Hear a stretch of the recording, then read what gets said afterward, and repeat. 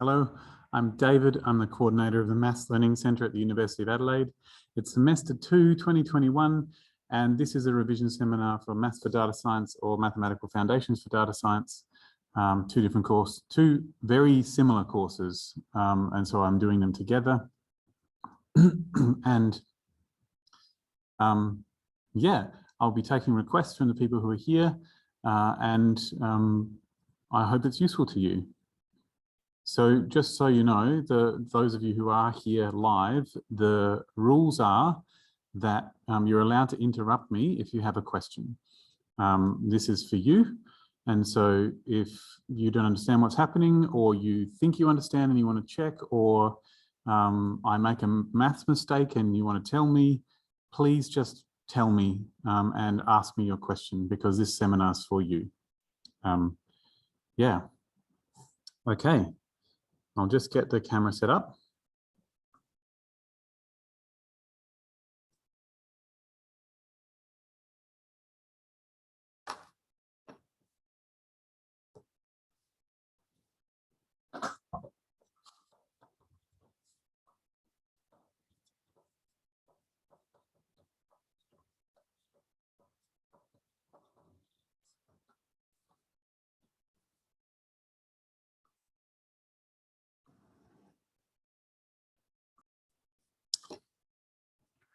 Okay.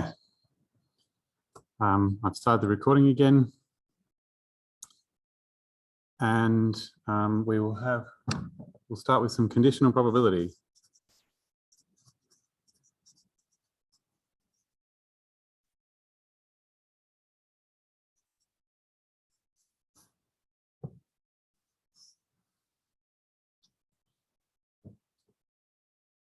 Okay, so,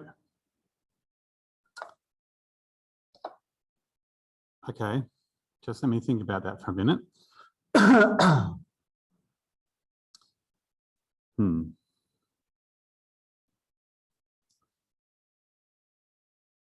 Conditional probability. Actually, can I just do something?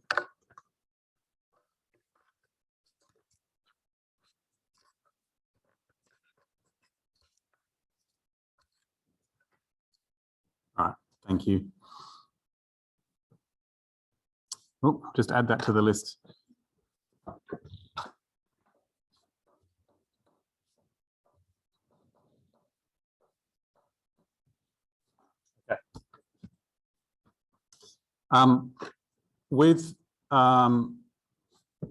Okay.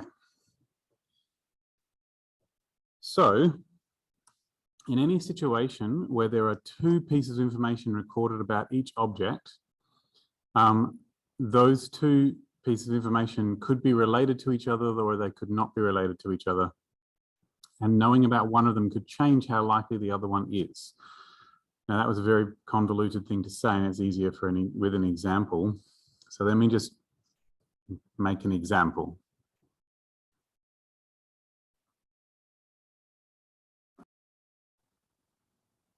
So let me just make a random problem.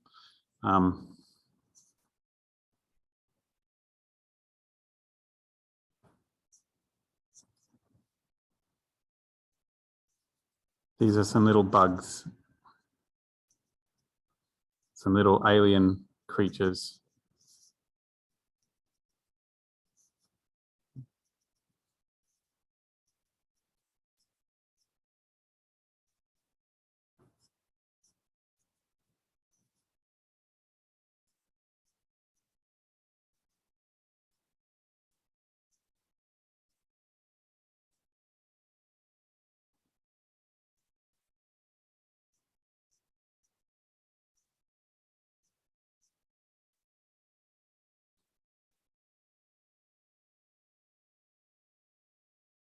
Maybe one more.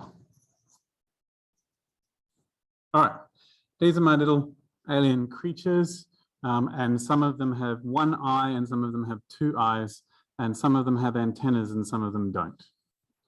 And so when I pick an individual creature, it has two pieces of information about it. It either has antennas or it does not, or it has one eye or two eyes. And I can ask myself questions about the probability of these things. So the probability that my creature has antennas, I believe the official plural is antennae, but I'm going to say antennas. Has antennas is we have 1, 2, 3, 4, 5, 6, 7, 8, 9, 10, 11, 12, 13. That's a horrible number, but anyway, it's what I've got. So there's 13 creatures total, and 1, 2, 3, 4, 5, 6, 7, 8 of them have antennas. So 8 out of 13, which if I get a calculator out, is approximately 2/3, I'd say, just a little bit over. a little bit under. 0.615. Now that's just an ordinary probability. And the probability that the creature has two eyes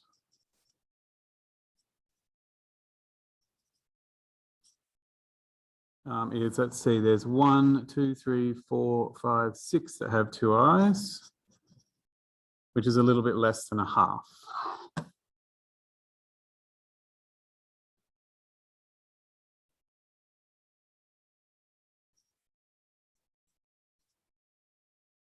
Okay, so these are ordinary probabilities. They're not conditional probabilities. And I can ask myself, well, what's the probability of picking a creature that both has two eyes and has antennas at the same time? And I'm pretty sure in your course, you probably use this symbol. Is that right? Different courses don't use that. Every course involving probability and statistics at this university has slightly different notation, so we just need to check. I'm just going to leave the creature has antennas and just say antennas just to make it easier. Antennas and two eyes. So this is the probability of the creature having antennas and the creature having two eyes at the same time. And so it's out of the entire collection of all the creatures. So it's going to be out of 13. And this one has both two eyes and antennas. There's one. This one doesn't have antennas, so it doesn't count. This one has both two eyes and antennas. This one has both two eyes and antennas. Okay, so there's 3 of them out of 13. So none of these currently are conditional probabilities.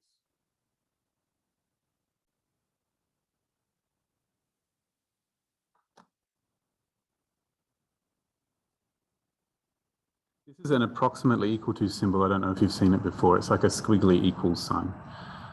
Okay, so that's just ordinary probability.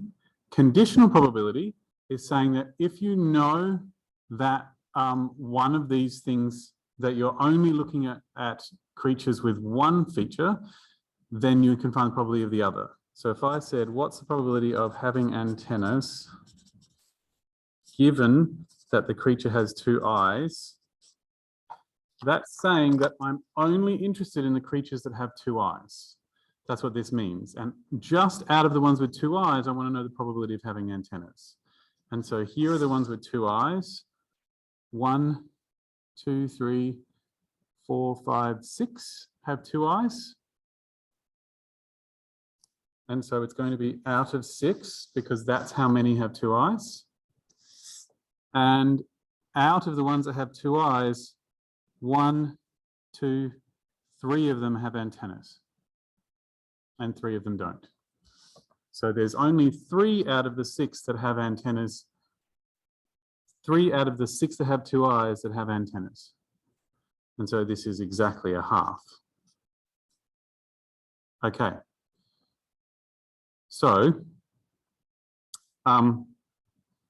3 out of the 13 have both, but if I'm only looking at the ones with two eyes, it's 3 out of 6. And you'll notice that this bit after ended up on the bottom of the fraction. That's how big that was. And this bit before ended up on the top of the fraction. That's how big that bit was. I could have done this without actually counting things. It would have worked out to the same answer if I had done this probability here of having antennas and two eyes.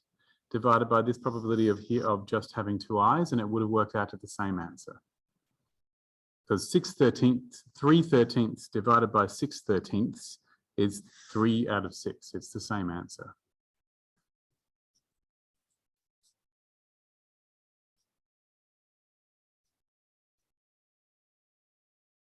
So you don't have to know exactly how many, if you know the percentages, I mean the proportions, sorry, because we use decimals and not percentages. If you know the proportions, you don't have to know exactly how many there are to figure out the correct probability in this context. So that's a conditional probability. But most problems involving conditional probability seem a lot more complicated than the one that I just made, because you're not just counting stuff in a picture. But that's really what it's based on. It's the same, a similar idea to that. I will just say one thing at this time. I know that the event of having antennas and the event of having 2 eyes are not independent, because the probability of just having antennas is 0.615. The probability of having antennas if you have 2 eyes is 0.5, which is less. So even though a random single creature has a 61.5% chance of having antennas, if you only look at the ones with 2 eyes, it's a less chance. And so because knowledge about the number of eyes changes how much you changes the probability of having antennas, that means they're not independent. So since probably antennas given 2 eyes is not the same as just the raw probability of antennas, that means that antennas and 2 eyes are not independent. But if it had been the same, then they would be independent. Yep, that's the rule. Now, with 13 creatures, it was impossible for them to be independent because the numbers don't work out that way. But it might have been possible if I had things slightly different. So, yeah. Yeah, in fact, I could come up with a collection of creatures where they were independent if I wanted. So if I had this,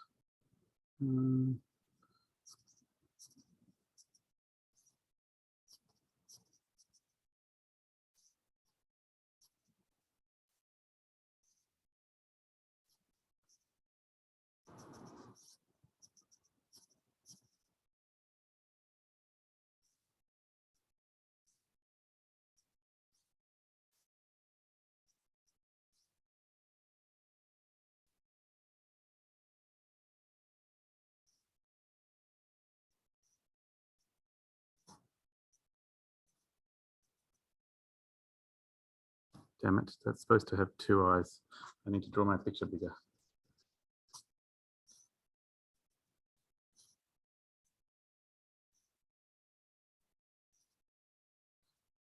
Whoop, no.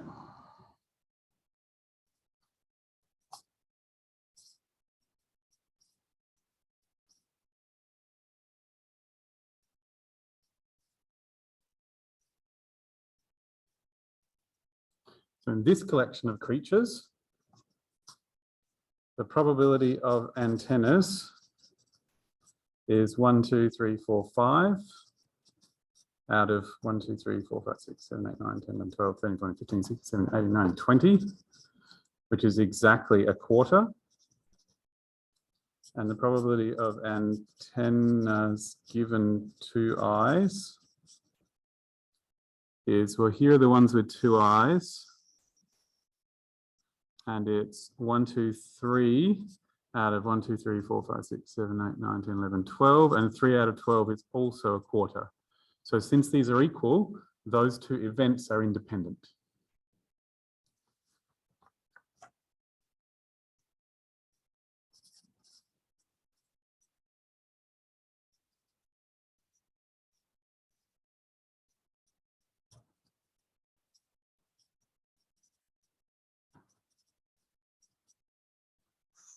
There are lots of other ways to do it. You could have done probably of two eyes and probably of two eyes given antennas, and it would have worked out different probabilities, but the two probabilities would be equal to each other. How do people feel about what I've said so far? In the previous example,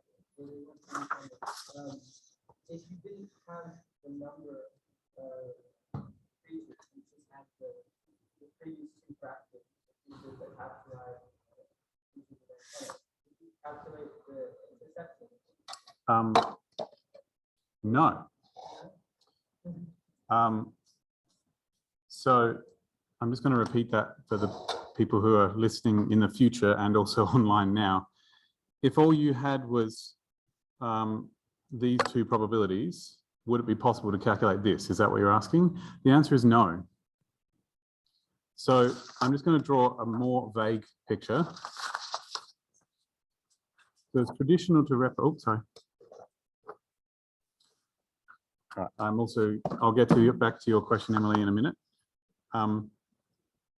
So traditionally, when you're drawing probabilities, you draw Venn diagrams. Does that sound familiar? Yep. A traditional Venn diagram normally looks like that with circles. I prefer to draw them with rectangles because then I can tell how big they are. So traditionally, a Venn diagram doesn't actually show the sizes of things. It just shows whether they overlap or not. But to be independent, things have to overlap in exactly the right way. I really should have just changed my piece of paper.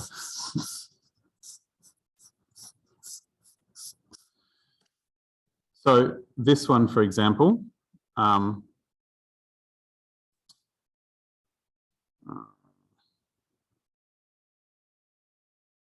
just going to make it one row bigger here. So this region here, that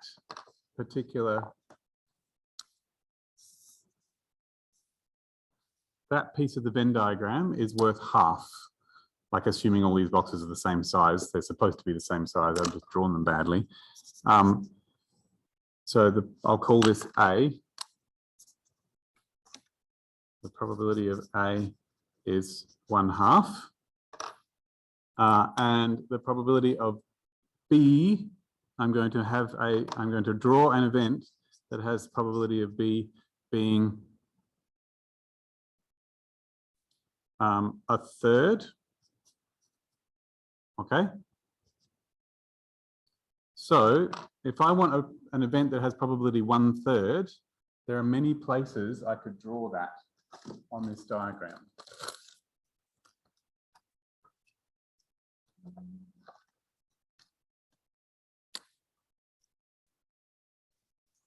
So this is 1/3 here. And the intersection of A and B is 0. And this is 1/3. And the intersection of A and B is 1/6. And this is 1/3. And the intersection of A and B is 2/15. So just knowing the sizes, the probabilities of A and B doesn't tell you actually anything about the intersection at all. If the two probabilities are really big, then you're guaranteed to have some overlap, but you can't tell exactly how big it's going to be. So that's my answer for that question. Just from the probabilities of A and B, you have absolutely no way of telling what the probability of A intersection B could be. Yeah. How do you feel about that? So what is there, like one piece of information that would help? You need one more piece of information. So if you want to know the intersection, you either just need to be told what the intersection is, or a conditional probability will tell you as well. So really, if you've got two events, you actually need to know 3 pieces of information in order to be able to figure out all the ways that they interact, which would be really useful. So Emily, if there's only 2 events, then either everything involving those 2 events is not dependent, is independent, or everything involving those events is is not independent. So you can't have A and B, A being independent with B without B being independent from A. But if there's 3 events going on, it is possible, like if there's an A and a B and a C, it is possible for these to be independent, but these 2 to not be independent. That is possible. And that would be like me saying that these ones, even though the number of eyes and whether you have antenna or not is independent, I could have something about the number of legs, and I could have, like, this one has 2 legs, 2 legs, this one has 3.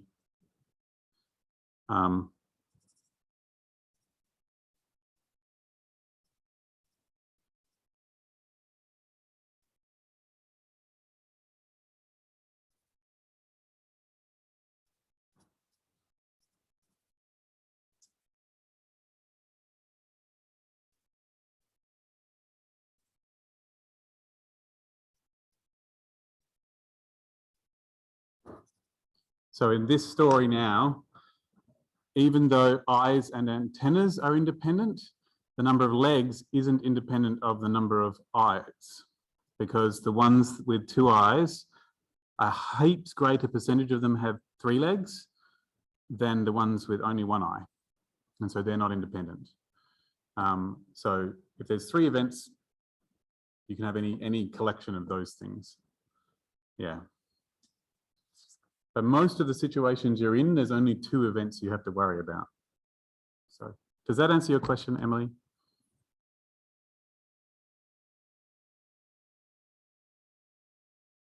Cool. All right, so what we've discovered is that the only way to find all the probabilities of how 2 events interact is to have at least 3 bits of information. So your classic problem is a lot more like this. It'll go... Actually, did anyone find a problem, probability problem that was bothering, like that was bothering them when we were thinking about it before? Could they be happy to share? Otherwise, I'll make one up.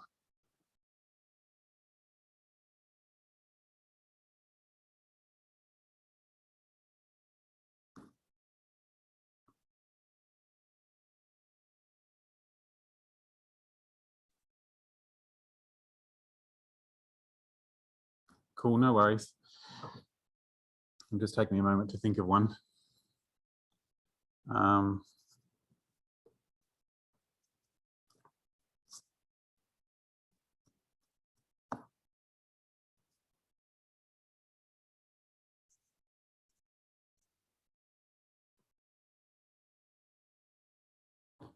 So in a survey, 60% of the respondents were married and 40%, no, let's go bigger than that. No, smaller. 30% of respondents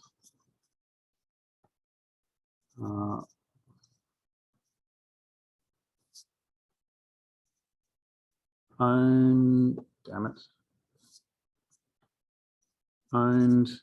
a dog. All right.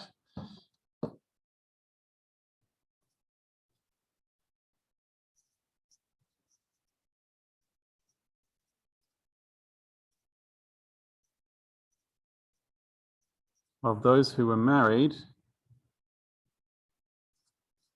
20% owned a dog.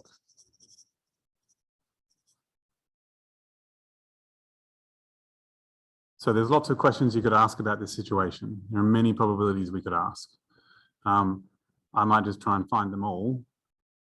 Okay, but I'm going to just have one as the goal. If a respondent is chosen at random,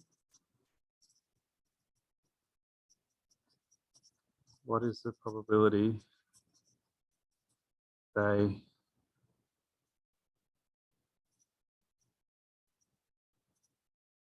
are not married and own a dog? So that's my part A. And then my part B will be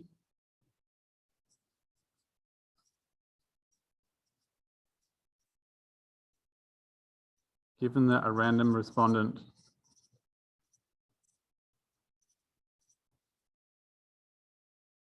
owns a dog, what is the probability they are married?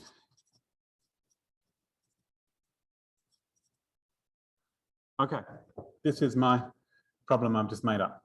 Let's hope it's not too hard. Okay, so we have 3 pieces of information about the probabilities relating to these 2 events. That should be enough to figure out anything we want. That's what we've discovered earlier. Let's see what we can do. It's easier for me to process this stuff if I draw a picture of it for myself.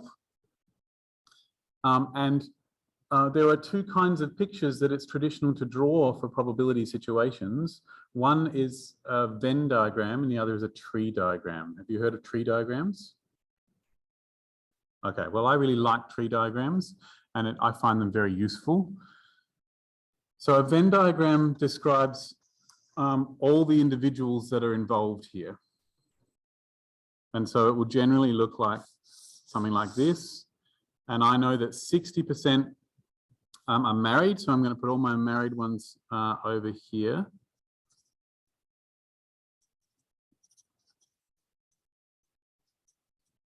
And I'm just going to shade in my married ones. And I know that 20% own a dog. So I'm going to, not 20%, 30% own a dog.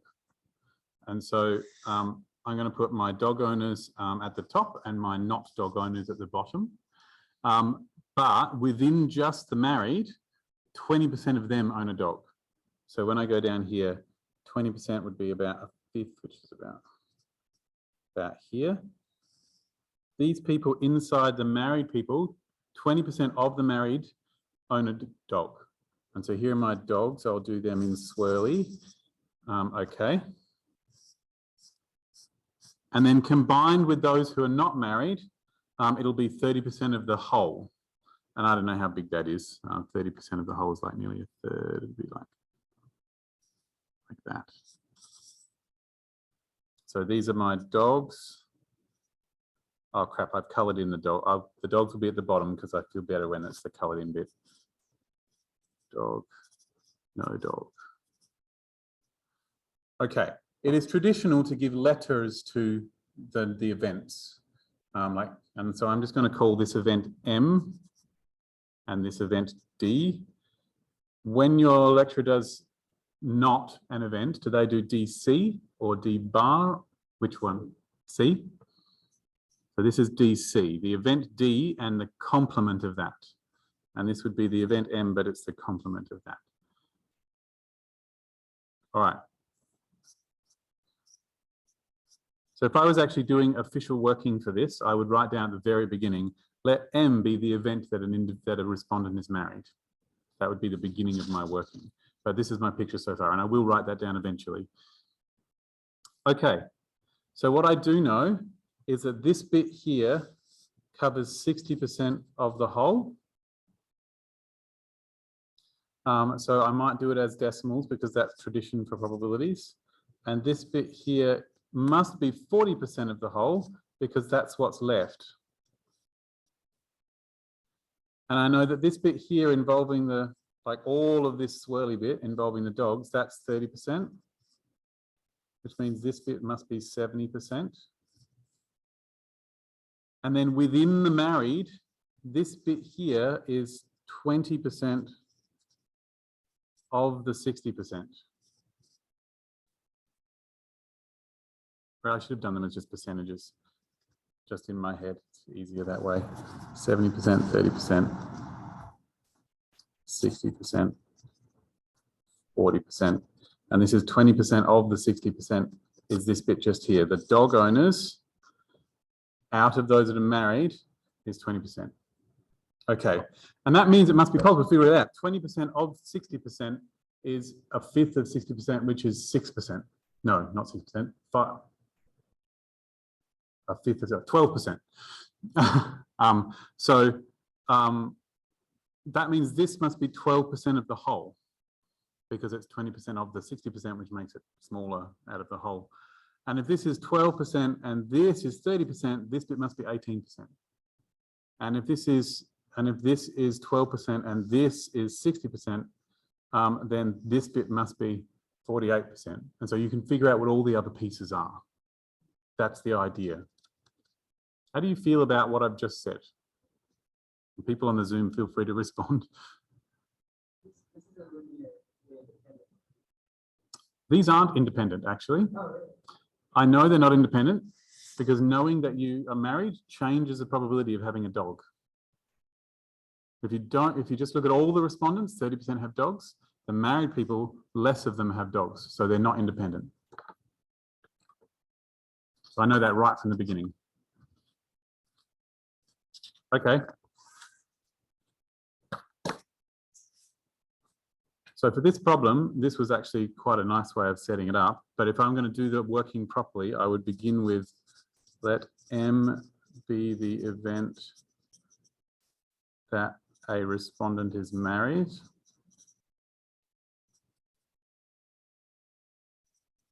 Because anytime in a mathematical setting that you introduce a letter, you have to tell the reader what the letter stands for.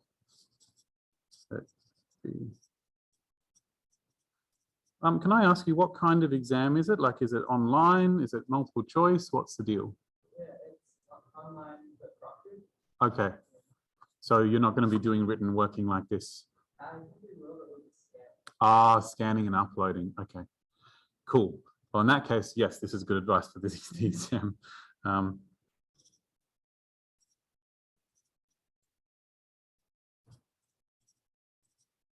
Okay. So the information we've been told so far is the probability of being married is 60%. And the probability of owning a dog is 30%. And of those who are married, so we know they're married already, which means it's given that they are married. Those that own a dog is 20%. That's how I interpret this sentence as probability notation. How do you feel about the process I used to decide that this sentence became this probability notation?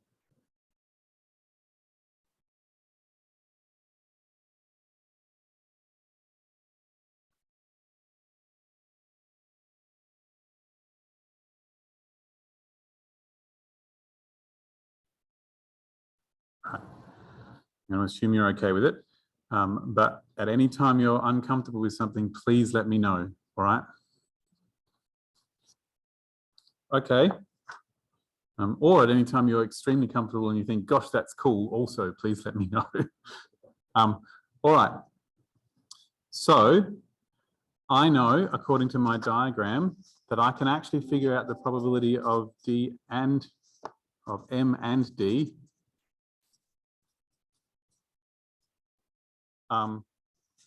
because, so this one is the percentage of dog owners, but only out of the marrieds, which is 20%. This is the married dog owners out of everybody, because there's no given, which means it must be out of the whole group. And so I know, according to my diagram, that this is 20% of the 60%.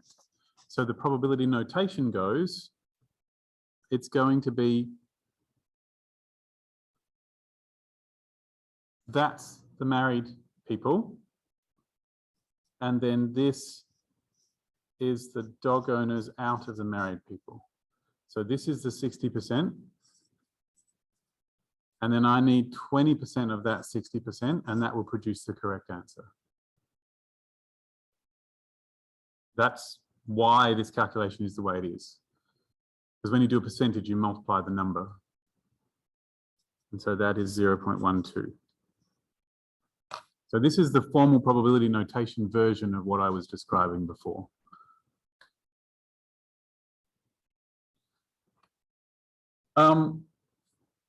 Not that this is one of the ones that we needed, but I just wanted to put it in. The one that we actually want is if a respondent is chosen at random, what's the probability that they are not married and they own a dog? So the question we're actually wanting is, the goal we want is the probability of not being married and owning a dog.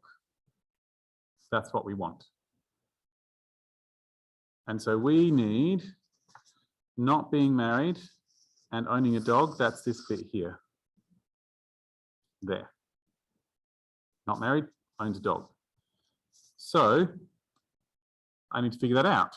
And actually, I know how to figure that out because this bit's 12% and this bit's 30%. So it must be the bit that's left over. So that's the goal. I'm going to say that the probability of owning a dog is going to be the combination of the probability of being married and owning a dog plus the probability of not being married and owning a dog. That's my first equation that I'm writing down. I know this to be true. The only way to own a dog is to be married or not be married. And those two options, you can't be married and not married at the same time. And so these are separate, so you can just add the probabilities together. The official word is disjoint, though some courses call it mutually exclusive. I don't know which of those terminologies is in this course.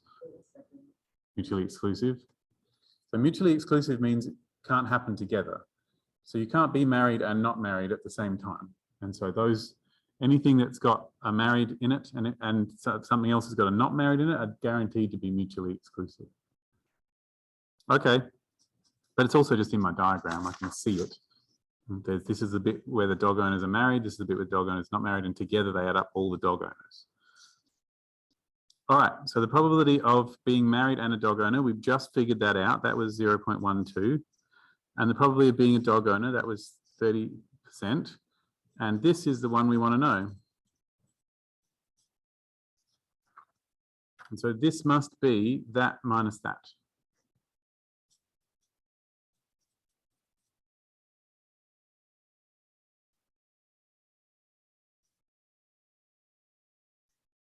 How are you feeling? How are you feeling there in the Zoom?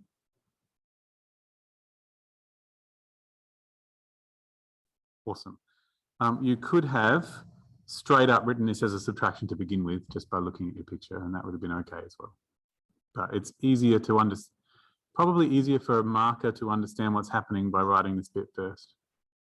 Diagram helps as well. There's nothing wrong with putting diagrams in your working, you just have to put all the words and maths as well. Okay, so that's the answer. The probability of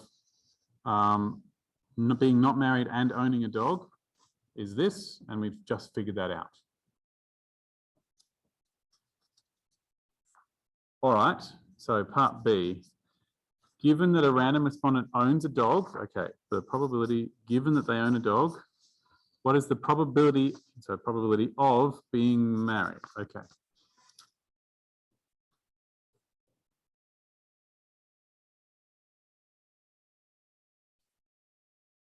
All right. So this is the opposite of the original information we've been given. The original information says that if you're married, the probability of owning a dog, probability of owning a dog given that you're married is 20%. We want to know the probability of being married given that you own a dog, which is usually a different answer. So this means that I have to look at only those that own dogs, which is these people, and go, what's the probability of being in the married position? So I want to know what this bit is as a fraction of this bit. Because if this is the whole universe, I need to know it as percentages. So I know how big this bit is. That's this. And I know how big this bit is. That's this. So the probability of M and D is, we figured that out earlier, that was 0.12. And the probability of D was 0.3. And so that is our answer, whatever that is. Right, top and bottom by 3, I get 4. I think it's 0.4, but that's what calculators are for.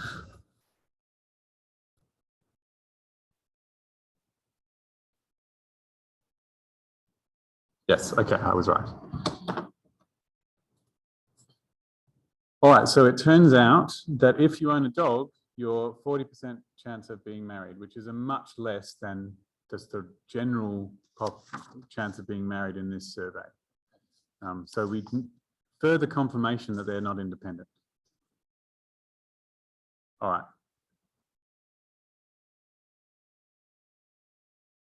All of these conditional probability problems that involve conditional probabilities, it's possible to figure out, once you've got 3 bits of information, it's possible to figure out any other piece of information involved in this diagram. So it should be possible. Yeah. Yeah, I really want to give it a go, if that's okay. What if we just had a completely random collection of things? So I'm not even going to give it a context. I'm just gonna do a random one. So event A and B, and the probability of A is 0. No, I'm not going to tell you the probability of A. The probability of A given B is 0.3. The probability of B complement given A is 0.9, and the probability of A complement intersection B complement is 0.4. I really hope this is possible. Sometimes it's not possible to do this sort of thing. And let's see what we can find. Let's see if we can find the probability of A. So here's my, so I could do this as a Venn diagram. So I've got my options. Here's my A's. So these are going to be my A's here. A and A complement. And then these are going to be my B's.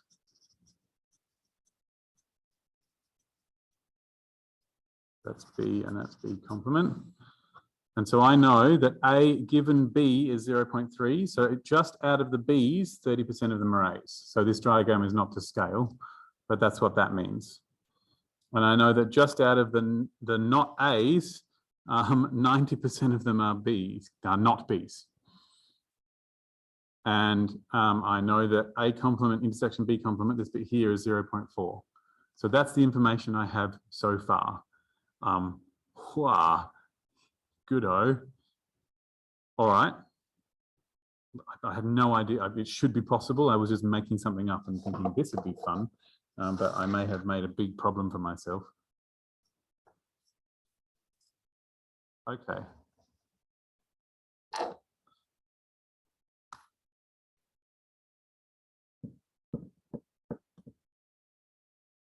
Well, I can figure out some things. I know that A complement given B must be 0.7 because A given B is 0.3. So just out of the B's, 30% of them are A's. So therefore, just out of the B's, 70% of them should be not A.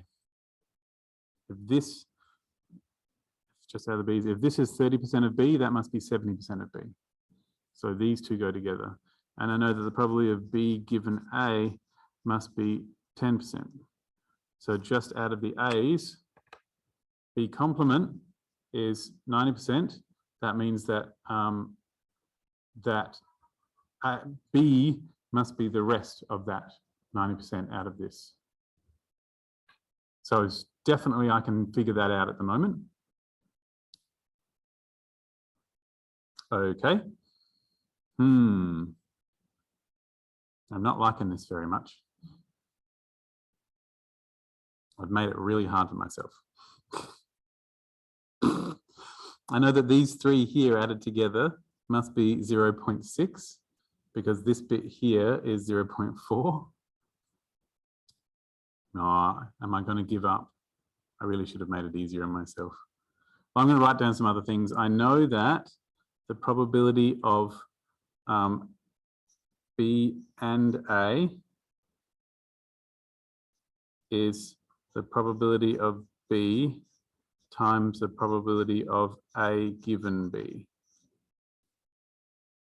And I know that the probability of B and A is also the probability of A times the probability of B given A.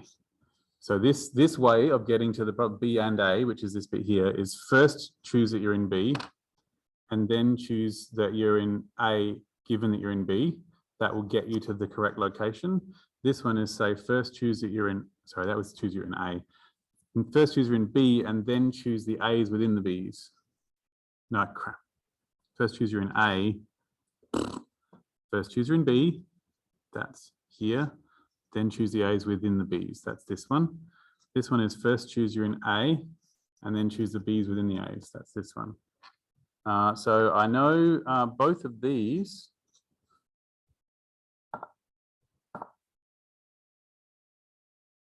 But that doesn't seem to help any, does it?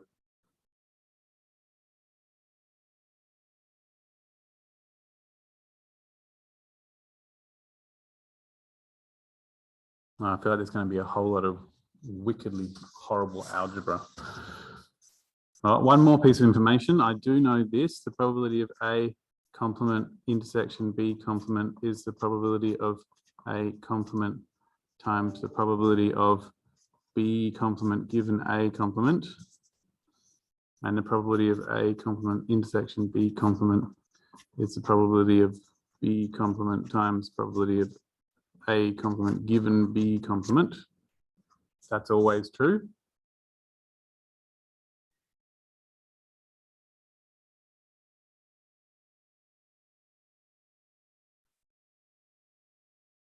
And I don't have any of that information. All right, so maybe any three pieces of information isn't enough. Maybe.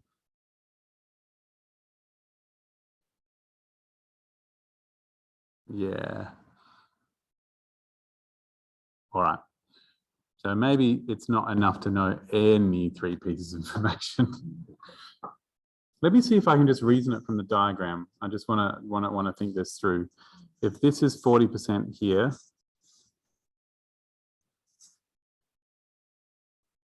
and this is 90% of this, yeah, it would be really nice if this one sort of overlapped at least part of that, and then we'd be able to know.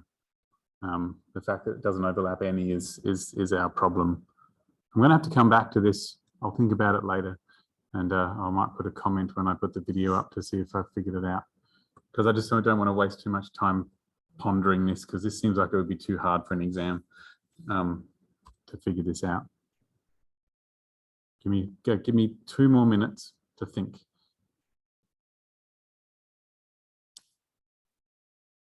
I guess we also know this information, that the probability of I'm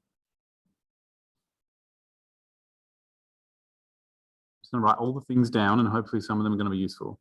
I know the probability of A, C given B could be written as probability of A, C, and B divided by the probability of B. So this thing here is a rearranged. These things here can be rearranged into fraction version as well. I'm used to doing all of them. Some people only remember this. This one makes sense to me from the diagram.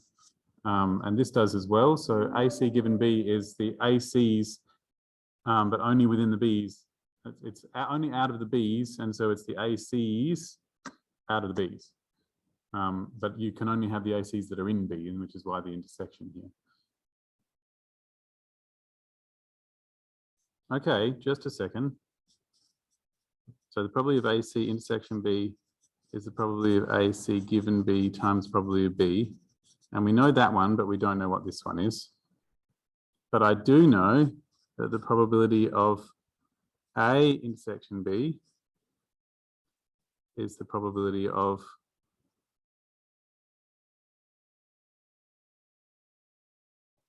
so normally I put the PB first if I did this. Doesn't matter because multiplication goes in any order, but it's okay. So I don't know what the PB is. Okay, so what if this would be also PB times the probability of A given B? Yep. Oh, okay, cool. So I don't know what this is, but I do know what this is. Oh, that's not helpful at all. It's okay. All right, well, these two things combined to make the probability of B, but of course they do because, yeah, oh, it's all right. I know all these things. That's not helpful at all. Okay, I'll have to leave it for another day to ponder if it's even possible. Maybe it's not possible from this information. I really hoped it was. Ah, well. But these are basically the only formulas we have to work with.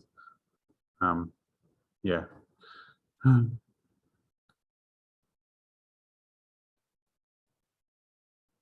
Maybe it isn't possible. Actually, I've got a plan. 1, 2, 3, 4, 5, 6, 7.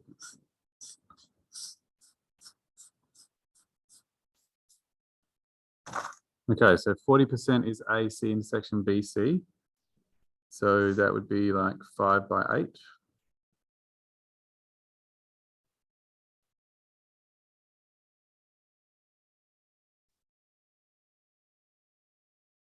That's my AC intersection BC there. All right. And then BC, and A given, okay. Ah.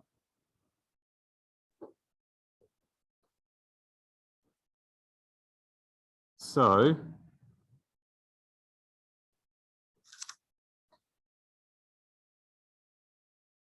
wait, I think I have something. AC,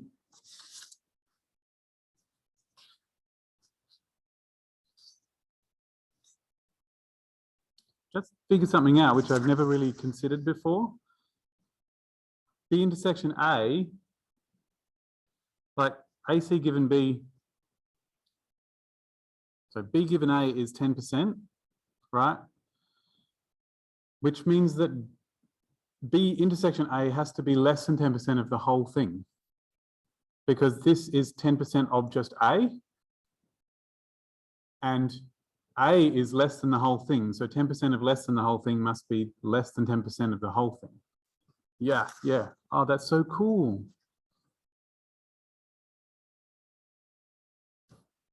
Yeah, just this thing here, B intersection A is PA times probability of B intersection A. I'm just going to leave it this important fact that I'm very happy with. This is true. To get to B intersection A, first I do A and then I do B within A. And this is, so B given A is 10%. Okay. When I multiply any, and PA is a number less than 1 because it's probability. And when you multiply any number less than 1, it gets smaller. So if you multiply by a number less than 1, the answer is smaller than what you started with because it's a percentage of what you started with. So this is definitely less than 10%. That's so cool. So that just made me happy for you know, it's not very important, but it's fun. Okay, that's kind of cool. And so we also know that B, therefore we can say that AC give intersection B is probability of AC, probability of B times the probability of AC given B. And I didn't have AC given, but I do have that.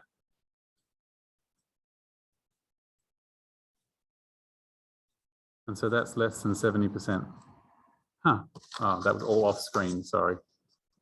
All right. No, it doesn't help at the moment, but it was just something that was cool. I would so write that as an exam question if I was a lecturer. Like, give you this information and then say, show that the probability of B intersection A is less than 10%. You know, well, probably B intersection A is this, and this is less than 1.0 since multiplied by PA, which is less than 1. That just appeals to me. Yeah, I don't think that they would have thought of that. Unless you sit down flailing with stuff like that for a while, you don't think of these cool things. All right. Yeah, I do. There's a particular situation that. So did you see what I did here with this one, where I the original one was D given M, and then the final one was M given D. That's a classic problem, and it tends to be called Bayes' theorem. And Bayes' theorem normally goes like this.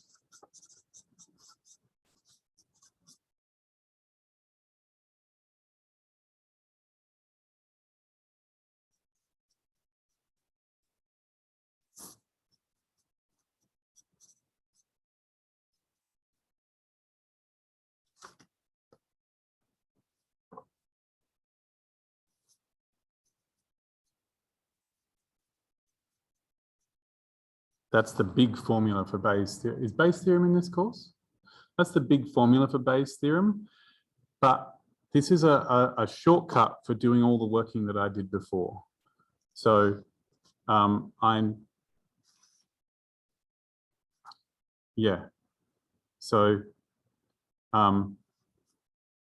I noticed that the probability of M was 60%. That was my M's. That's this thing here. And then to get the 20%,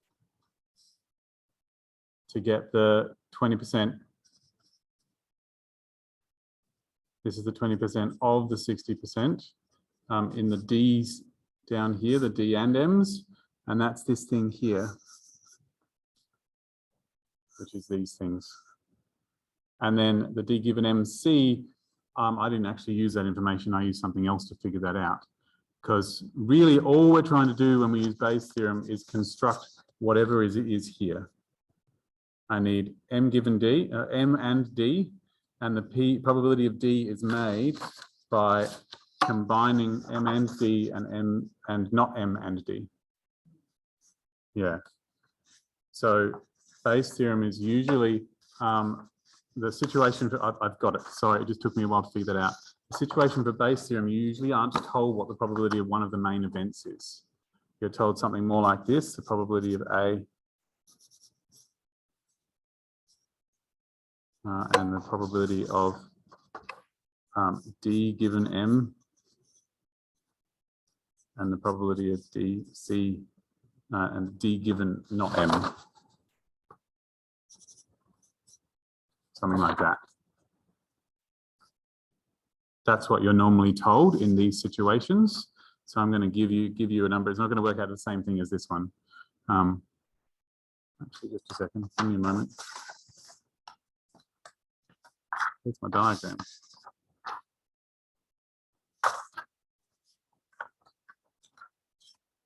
I'll cause myself a whole lot of pain here.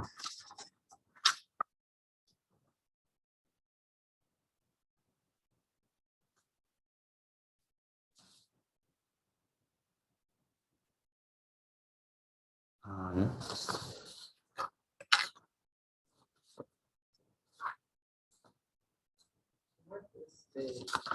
So, they wrote Bayes' theorem differently. Did they? Yeah, it was like I didn't recall what he wrote, but it was probability of M given D, give you an example, and then it's equal to the probability of D over M times the probability of M over the probability of D. All right. Wow. Okay. Sorry, it was just the denominator was the probability of D. Yep. Instead of what you wrote out. Are those equal? They are the same thing. Like that's what I did here. M given D. In my working, M given D has a thing that has a probability of D on the bottom. Yeah. So they probably wrote Bayes' theorem. I know how they would have written it. You're saying they wrote it like this.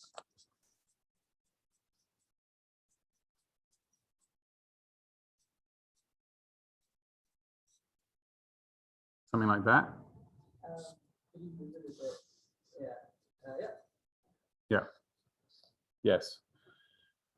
And so this is the updating factor that changes the probability of M and updates it to a new probability. I don't know what they call this, but there was a name for this thing. I don't know. Maybe that's in a different course. Yeah. For Bayesian statistics, like before we knew anything about D, this was the probability of M. And now after we know about D, this is the probability of M given D. Yeah. So this is the same as this. Like that thing there is the same as this. Yeah. And it's to do with saying that the probability of arriving at D and M is to first go to M and then within the M's go to D. That's the story there.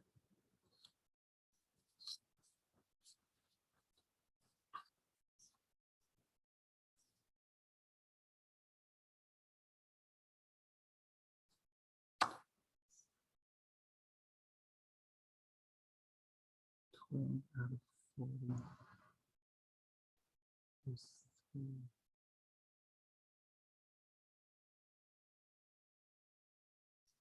So what if it was like this?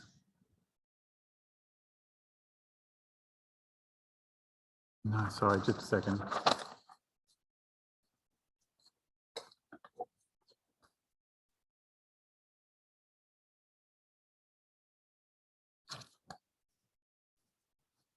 So what if you were given this information?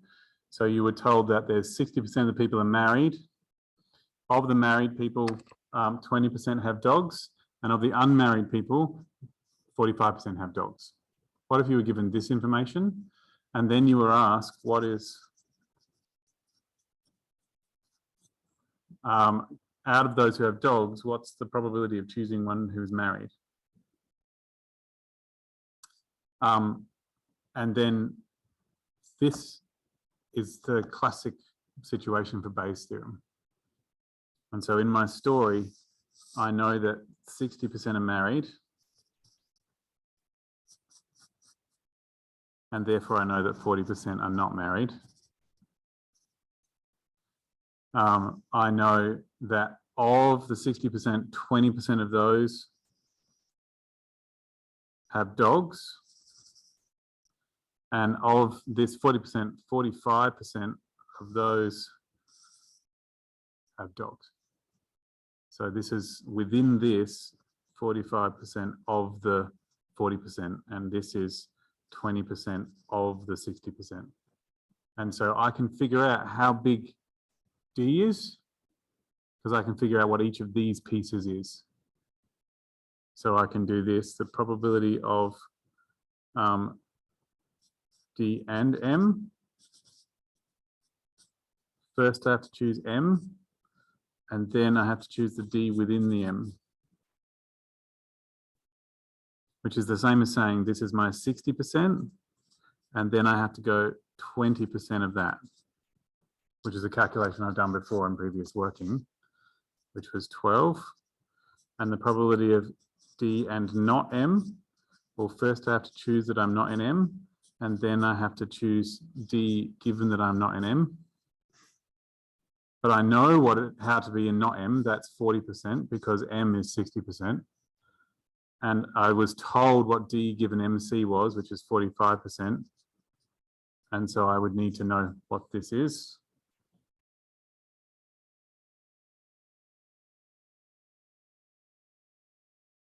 Which is 18%. And so this is that bit, this is that bit.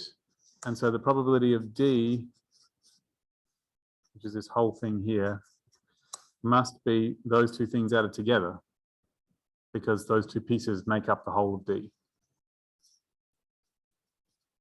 That for probability notation purposes, I would write that's D with M and D with not M.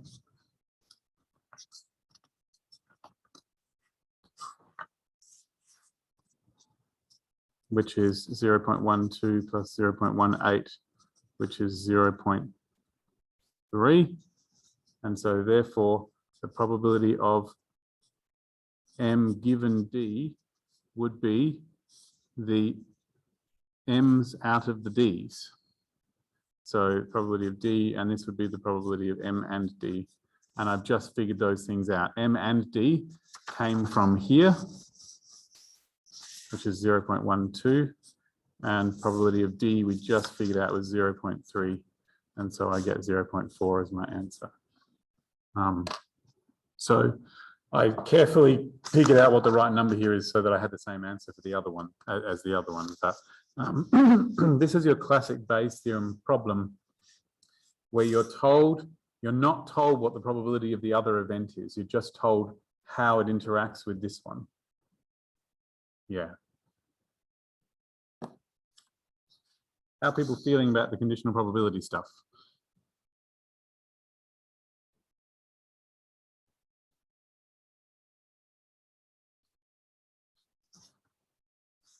All right, that was, I'm happy with that. I'm going to stop there. Awesome. That was cool. I know it took me a good long time, but here I am. Okay, so we did that one.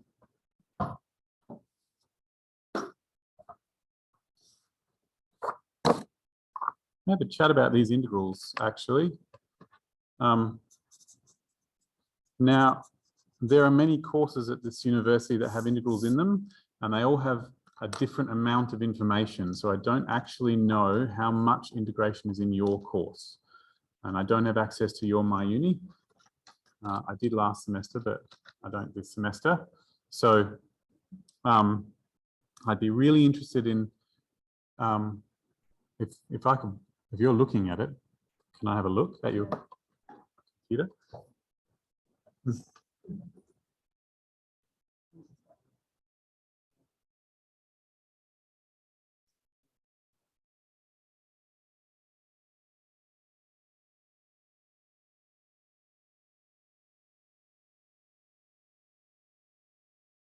I'll bring it back in just a minute.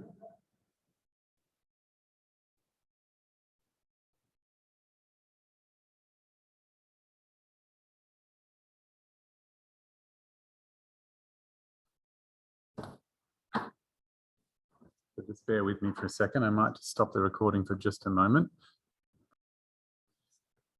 All right, so I just had a quick look through the course materials just to make sure I know what's sort of in the course. I'm just going to have a quick talk about how I think about integration. And I know it's technically assumed knowledge for this course, but that doesn't mean that just because you've seen something before, doesn't mean you A, remember it, or B, felt good about it. Because you can, in inverted commas, understand things, and then it sort of fades away if you understood it at some point, and then it doesn't anymore. It's like learning a language. If you don't speak it regularly, it tends to fade away. But also, sometimes if you could do the problems, but you didn't just feel right about it. And so let's just have a talk about it. So integration was invented, several hundred years ago by Newton of calculus fame, and it was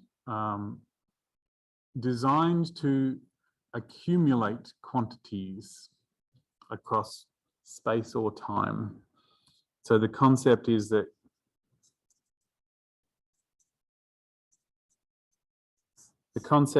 you have,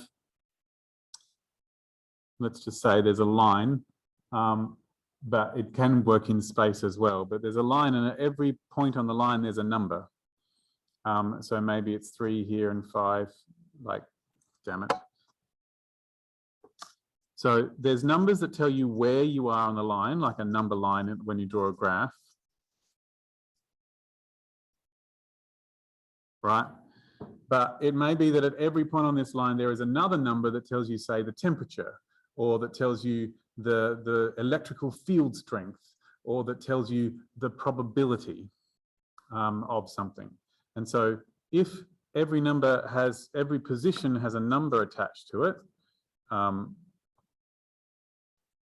3, 7, 19, 15, 12. I'm just putting random numbers in, just 2, -6, -8.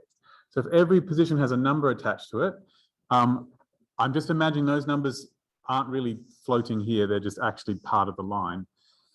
And it's, in my head, it's like the temperature of that spot, or anything. It could be the amount of imports and exports, which is one of the first things that graphs were ever used for. And so what we're trying to do when we do an integral is we're trying to sort of accumulate what those numbers are as I move along this line, and I sort of like a running total of what those things are.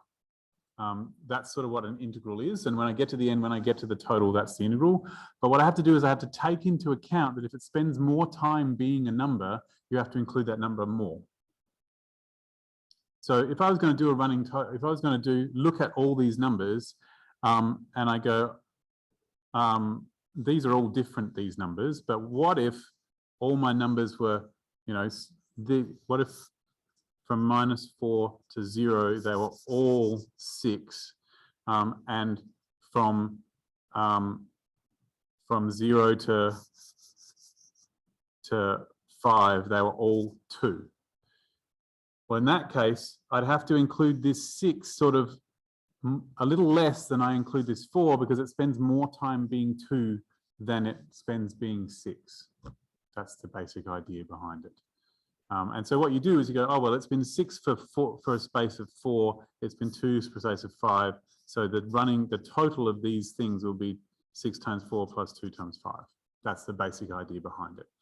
And so if you've got, normally you draw these numbers as a graph, right?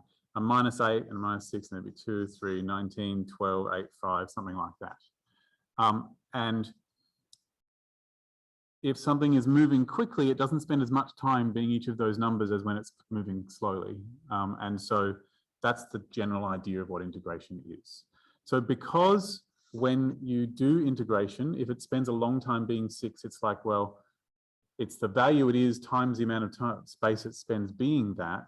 When you draw this as a graph, you end up with an area when you do integration.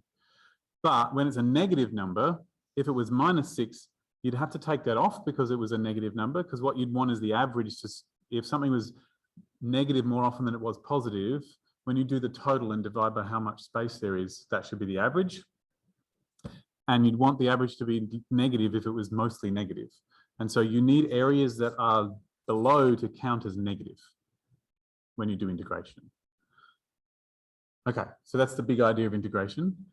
And it worked, I mean, and that's important, right? Because if you're gaining things and losing things, and when you add them up, you need the negative things to count as negative. So it's not the literal areas drawn on the page, it's just these ones are negative and this bit's positive. For the purposes of probability, it's never below, it's always above. The answers are always positive, and so you don't have to worry about that. But it's just worth noting that it's there. So that's what integration is for, designed to accumulate values. And if you draw it as a picture, it turns out to be an area. Yeah. So that's that. So when you're doing continuous probability distributions,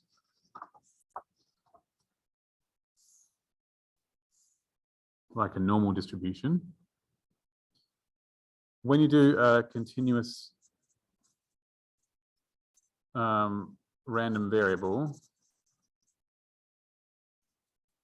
there's an option for what all of the values could be.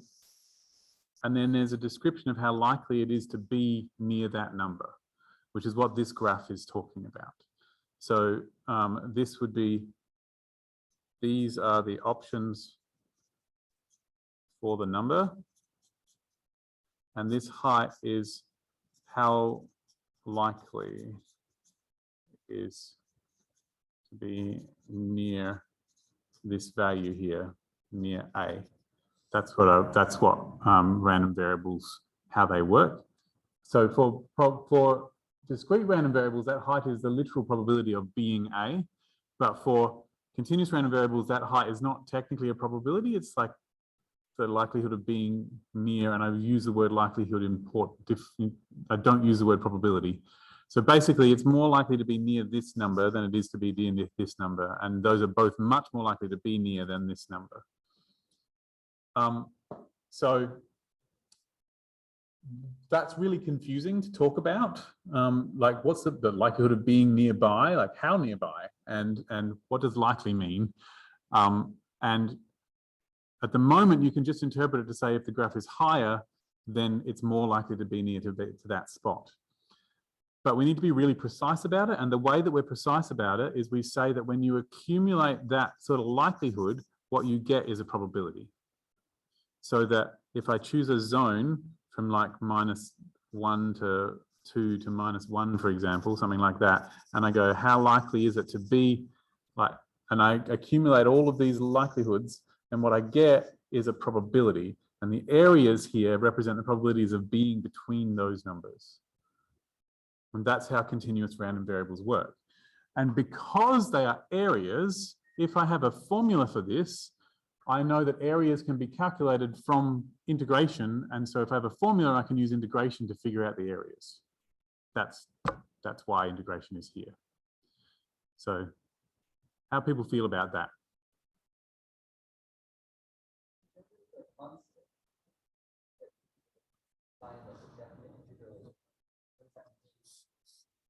So this is what a constant looks like. You know, this is just 5. So my function is just 5. That's what you mean, and the integral of that. And so if I go the integral of this from 2 to what looks like 6-ish. So the integral of 5 dx from 2 to 6 is literally this area. So it's 5, and it spends 4 units of space being 5.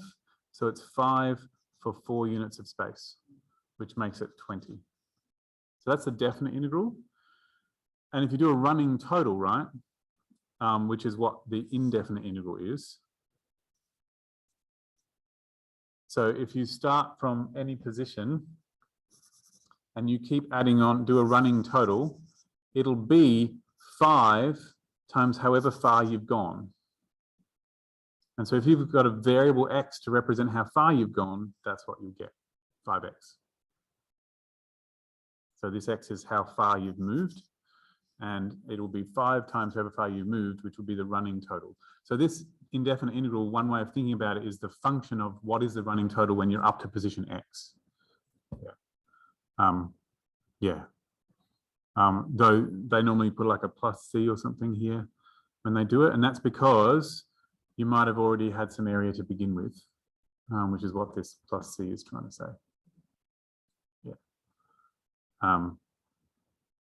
Because there's no, if I start at 2, the amount of area I've got is starting at 2 will be a different amount than if I started at 1 or 0. And that's what that plus c is sort of taking account of. Yeah. Cool. How did that feel?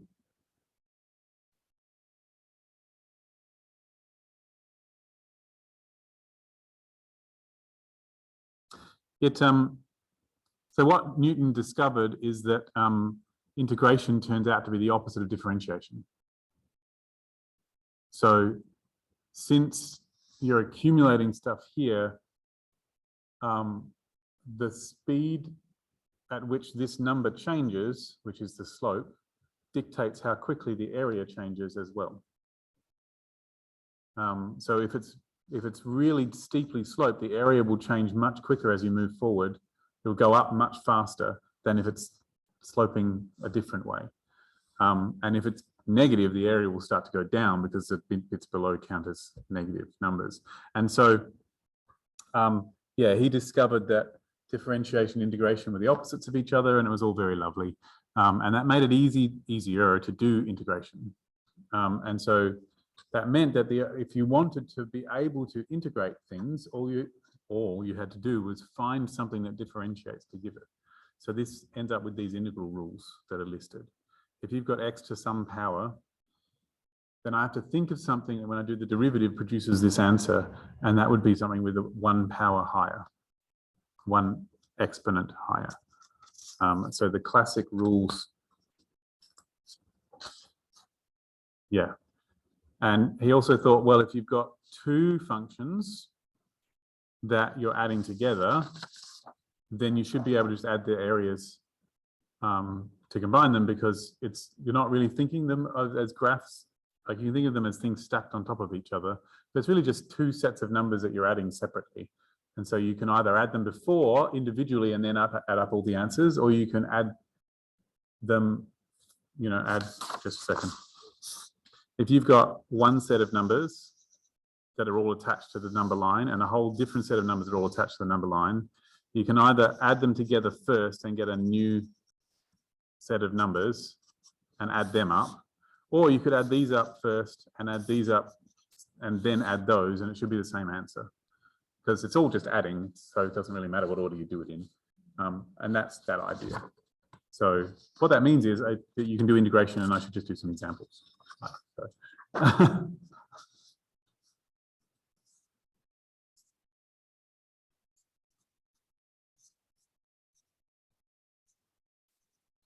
Like that. So let me stick a constant in there.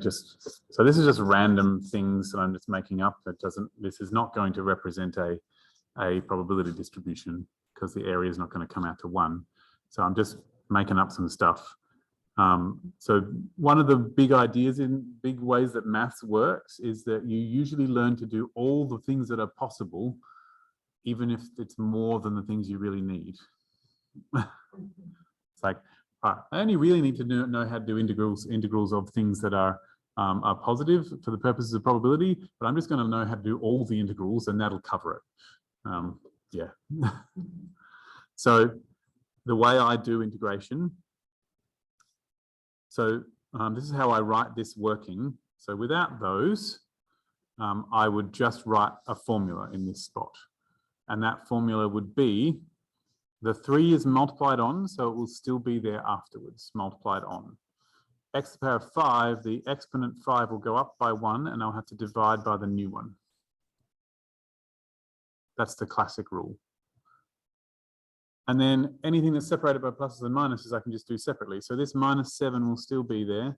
And then the X, that's technically a power of 1 there. And so that 1 will go, exponent will go up to 2, and I'll have to divide by the new exponent.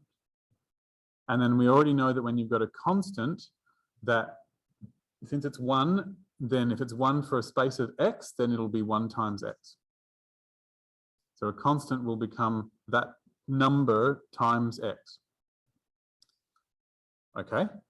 So if it didn't have these numbers here, then I'd stick a plus C on the end, and that would be a list of all possible formulas for all possible running total functions that have this as the height, but start at various different places. But I don't really, if I want to do this, I don't need the plus C, because any one of them will do. Because if I started my running total at 0, I would go from 0 to 8, and that'd be 1 bit, and I'd take off the bit from 0 to 1, and that would produce the bit from 1 to 8. But I could just as easily have started at -7 if I wanted, and do the bit from -7 to 8 and take off the bit from -7 to 1, and it would still produce the same answer. So it doesn't, that plus C that you would normally put for an indefinite integral doesn't matter when you do a definite integral, because it works out to the bit that you want anyway. And this is how I write that working. Is that how your lecturer writes it? And what this means is you figure out this formula at 8, and you figure out this formula at 1, and you subtract them. And what you're doing, I have no idea where this is, but let's just presume it's like this. I'm going to make it, just going to do it like that, and pretend it's above the x-axis even if it isn't. You want this area. What this formula does is a running total so far. So if I pick some earlier spot, it doesn't matter where it is. Subbing in the 8 will give you this bit. Subbing in the 1 will give you this bit, and you'll go that bit minus that bit is the bit I'm aiming for. That's the reasoning behind it. Yeah. Not that you do that at the time, but that's just what you don't think about that every time, but that's what's happening. And so I'm going to have, for the purposes of this, I'm just going to make it easier for myself and actually simplify this a little. It's a 1, not a 2, David.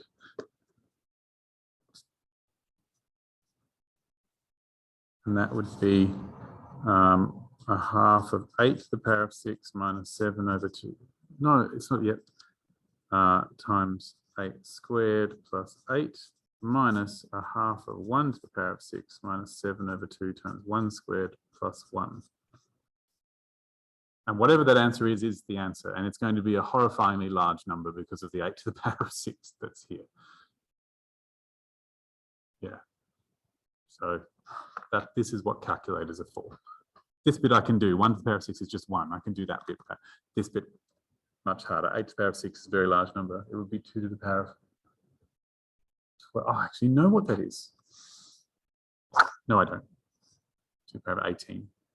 My powers of 2 don't go that far. I only know it up to 12 if I concentrate.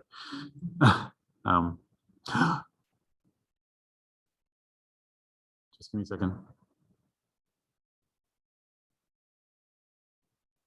No, I can't do that in my head.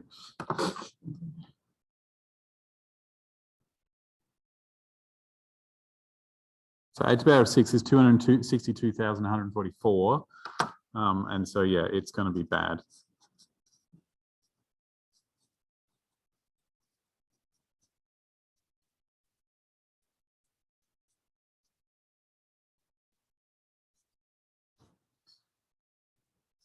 A number. Right. Yeah. So that's a definite integral. And the ones that you've been told cover various things. So there's actually a general rule which they've sort of hinted at in their list, but it's easier for me to process as a rule of its own. If you know that this integrates to give this, yeah, then you know that this will integrate.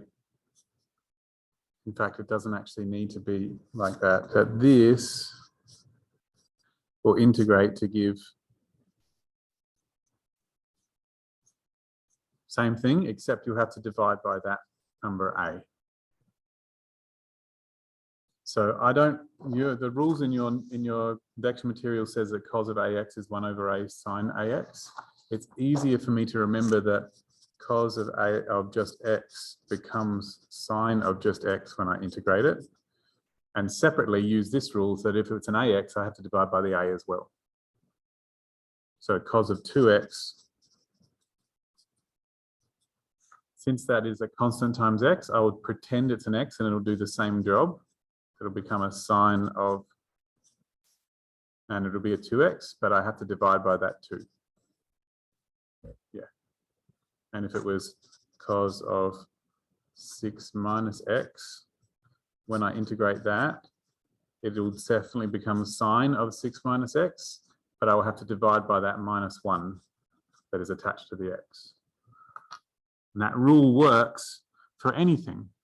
So if I just randomly told you that some ridiculous function produced some answer, like if I said that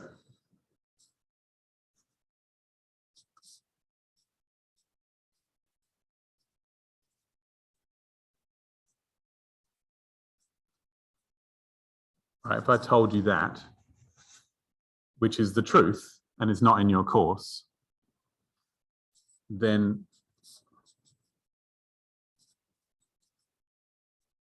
that would be guaranteed to be that 3x is in the same spot, but I'd have to divide by the 3. That's one of my favorite integration rules. And so for me, looking at this, these are all that rule. I know what e to the just x becomes. It becomes e to the x, but if there's a lambda next to the x, I have to divide by the lambda. I know what cos just x becomes. It becomes sine of just x, but if there's an a there instead, I have to divide by the a. I know what sine of just x becomes. It becomes cos of just x. But if there's an a there, I have to divide by the a. Yeah, it's the general rule. Oh yeah, this is integration. Yeah, I just couldn't be bothered actually writing all the integral signs.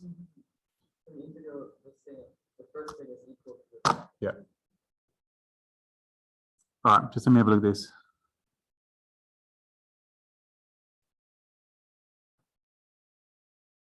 All right, I'm going to answer that question in a minute. If I don't get back to it, just please remind me.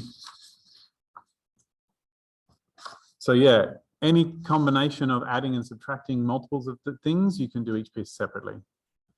So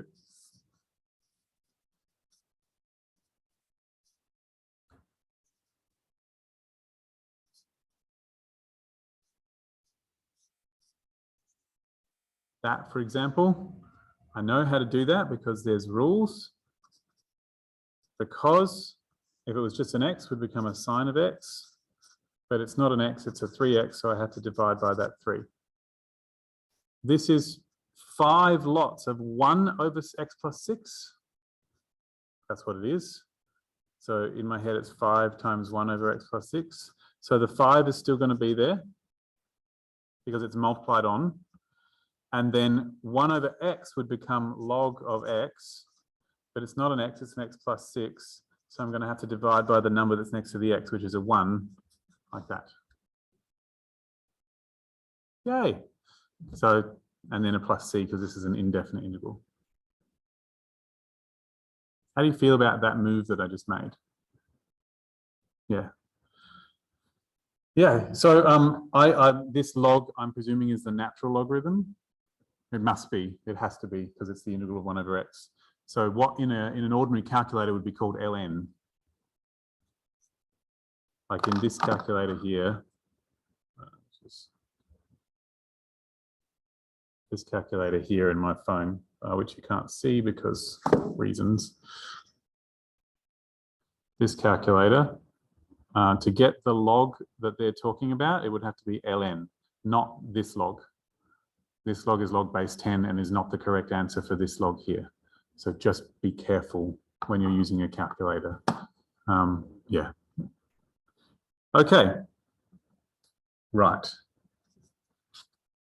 So there's classic problems. I don't know if they give them in this course, where they say this is a function.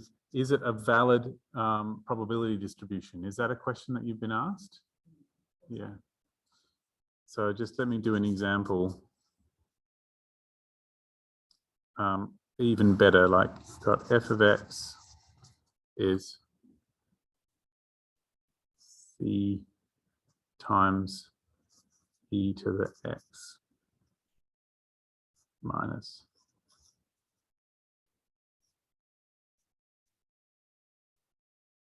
No, I don't want to do that. That's ridiculous. C times e to the x plus 1. Okay. For x between 0 and no, I'm good. I'm making this up as I go along, so you're just going to have to bear with me. E to the minus 2x for x between 0 and infinity. Okay. That's not going to work. Just going to pick a number. 1. Okay. So this is my, and this is, I'm going to ask, is this a valid probability density function for a continuous random variable function? Is that what they call it? Probability density function? PDF? Yes. So what does C have to be to make this a valid PDF? And so that's my problem. And so I know that these are the options for what x is from 0 to 1. So that says there. And this function in general is decreasing. E to the minus goes down and it starts at 1. So it's going to go something like that. So if this really was a valid PDF, the area of that belongs to all of the options for X together, that area should be 1. So total area should be 1 for a valid PDF. The other thing you have to check is that it's always positive as well. So we know that e to the minus 2x is always positive. So if c was positive, then we'd be guaranteed for this to always be positive. But I suppose c could be negative because we could go 1 minus a bit and that might still work. So I'll leave that in reserve for the moment, but I do definitely need it for always to be positive. So I don't know what to do with this yet. I'm just going to have to run with it, see what happens. Okay, so I know that the total area is the integral from 0 to 1 of the function. Like that. And that is definitely going to do that from 0 to 1. It's going to be the result of a definite integral from 0 to 1. The c is a constant multiplied on, and so it'll still be there. The integral of e to the x is still e to the x, but it's not an x, it's a minus 2x. So I'm going to have to divide by the minus 2. And the integral of 1 is x.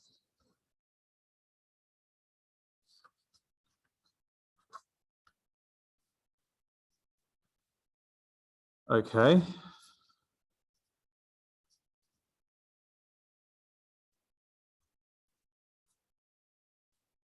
All right, so when I sub in 1, I get minus a half of c times e to the minus 2 times 1 plus 1 plus minus a half of c, sorry, not minus, not plus, minus. So I do the one with 1 and the one with 0, e to the minus 2 times 0 plus 0, and I subtract them. That's how I do it. And so I've got minus a half of times c times 1 over e squared, I don't know if that's any better, plus 1 minus a half times c times, now e to the power of 0 is 1. Okay, it's not looking happy. I don't like it.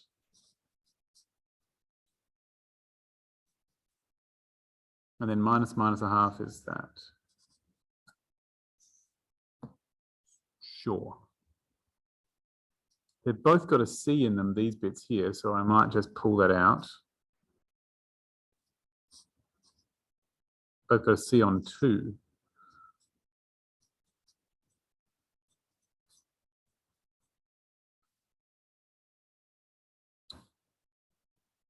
Ah! Can I make this not a 1, please? I want to change my answer. The reason, look, if this is equal to 1, the only way to do that is if this is 0, which means the c would have to be 0, which is a perfectly good answer. And if you got this in the exam, you would just say c would have to be 0, which means it's actually just the uniform distribution, because the probability of everything is always 1. Yeah, so if I change the question to a half,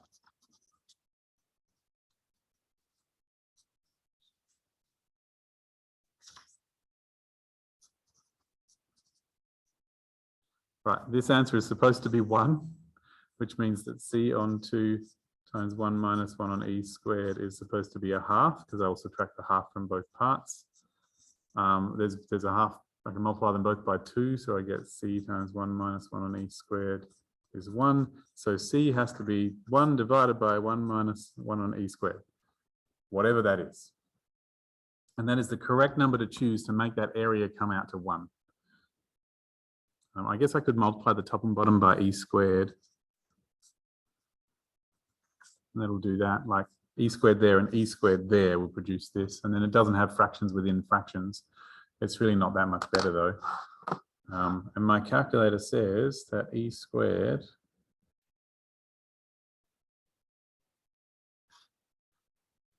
divided by e squared minus is 1.157 to 3 decimal places. There we go. That's a classic, I don't know if it'll turn up an exam, but it's a classic problem I've seen people write in probability courses that says, this is the PDF, what does C have to be for it to be valid? And just to check, we would actually have to check that if C was this number, that it was impossible for this answer to be negative. Because then it still wouldn't be valid, because probability density functions aren't allowed to be negative. So there might be actually no C at all. If there is a C, it's this one. But even if C is that, we would need to see if it's negative. So f of x.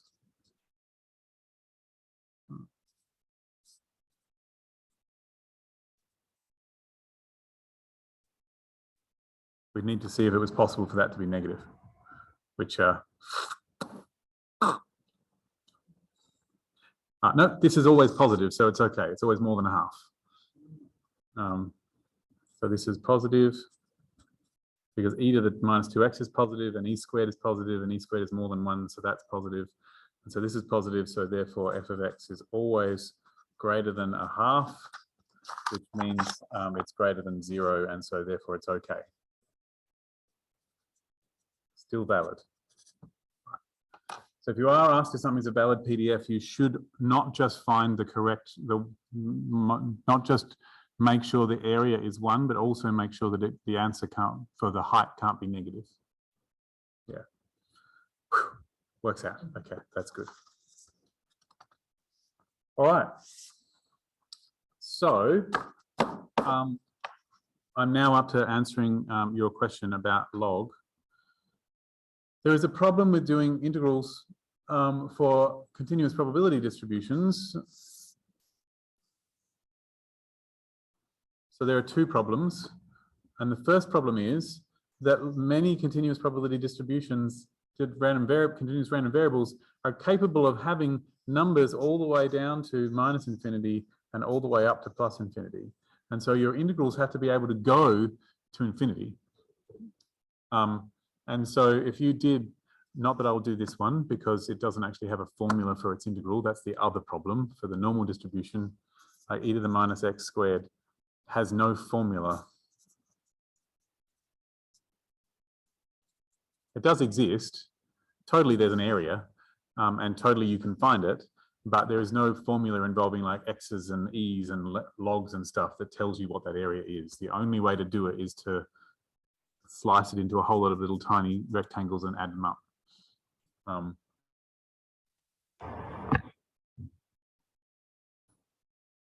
Just a second. So that's one problem. This thing doesn't have a formula, which is why you have to get a computer to tell you normal distribution probabilities. And back in the day before computers, they very painstakingly worked it out and wrote it all in a book and said, you know, if you want the probability between 0 and 1.376, then this is what it is. It'll just be a big book of normal distribution probabilities to 4 decimal places. And over in economics, they still get them to use the normal table to calculate the probabilities. So it's not really a big book, it's just 2 pages. I mean, if you want more detailed one, you need a bigger book. The other problem is it has to go to infinity. Even for this one,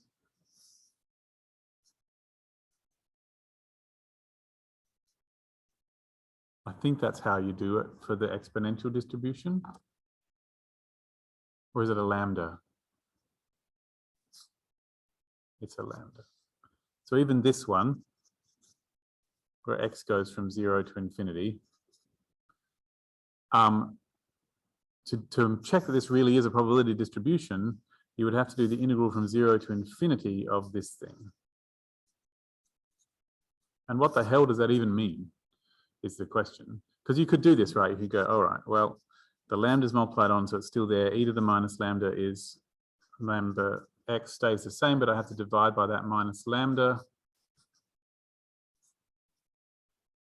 And then that'll be like minus e to the minus lambda x from 0 to infinity. And that'll be minus e to the minus lambda times infinity minus minus e to the minus lambda times 0. And what on earth does this mean? Because infinity is not a number, like we can't actually do this calculation. And what it means is, well, what we really do is that if we really wanted it to go from 0 to infinity, we figure out what it is up to a particular spot. And you can call that whatever you want. I shall call it b.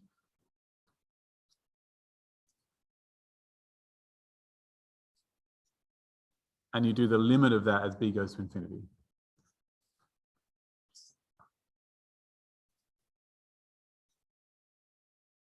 So this is e to the 0 is 1, and I've got a minus e, a minus minus, so that'll be a plus 1. And then e to the minus lambda on b is e to the, sorry, just a 1, sorry, on the top, 1 over e to the lambda b. So as long as lambda is a positive number, we'll be good. So positive. We're going to need to know the limit of this as b goes to infinity,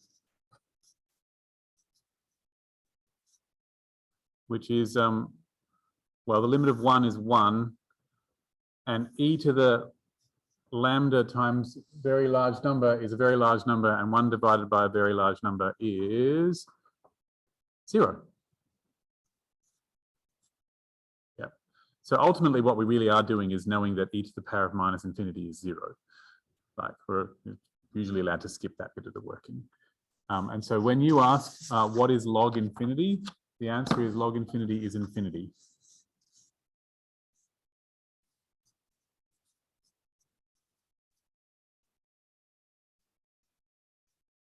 I'm just going to say in inverted commas equals, because like what equals means in this context is weird, because infinity is not a number, so it's not like you can be equal to it, but that's what I'm going to write. It's like equals infinity. That's what log infinity is. So if you saw a limit as x goes to infinity of log x over x, for example, then when x goes to infinity,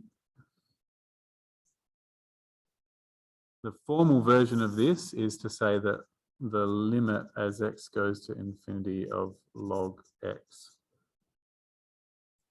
No. I don't know how it's allowed to be done. Are you allowed to write equals infinity for limits in this course? Don't know. That's okay. So this is like log infinity is approximate, is like infinity, and x going to infinity is infinity. So that's infinity over infinity, and then that you could use L'Hopital's rule to do that. I mean, Pavritra, you know L'Hopital's rule, but did it turn up in this course, or is it just a thing you happen to know?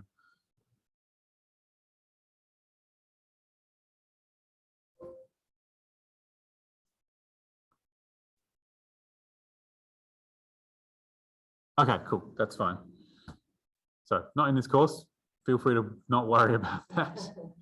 The problem with infinity over infinity is that we don't know what it's going to work out to be. It could be 0, it could be 1, it could be infinity, it could be 500, it could be anything, because these two infinities are not necessarily the same thing at the same time. That's why you can't be equal to infinity, because something that grows like 2x divided by x, they're both infinity, but the answer is 2. Yeah, because you're never actually quite all the way to infinity because it doesn't really exist. Though mathematicians are good at just still working with it as if it did. Like, the number 2 doesn't really exist either. It's just an idea. So we're happy to just pretend that things exist, and we can leave the writing center coordinator to worry about that. He's a philosopher, so he can worry about whether things really exist or not. The log infinity is infinity. Yeah. So if you're going to do a limit, if you've got a probability density function that involves a log, then you're pretty stuffed. And you'd have to know how to integrate log, which you don't actually. You only know a thing that produces the answer log after you integrate it, but you don't have an integral for log in your thing. But that's okay. Your famous probability distributions don't have log in their formulas. Yeah. Yeah, thank you. Thank you so much. Cool. Well, I think I've come to the end of the time I'm supposed to be spending on this. There is a seminar or two on the webpage for permutations and combinations. So that's why I didn't do that first, because I knew that there was one there already. So feel free to have a look at that.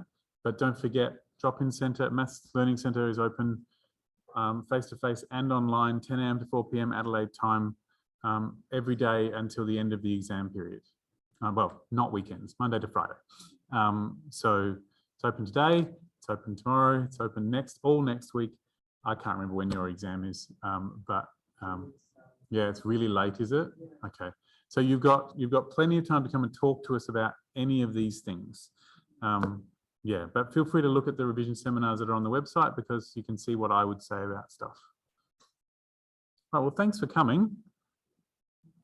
Thank you so much.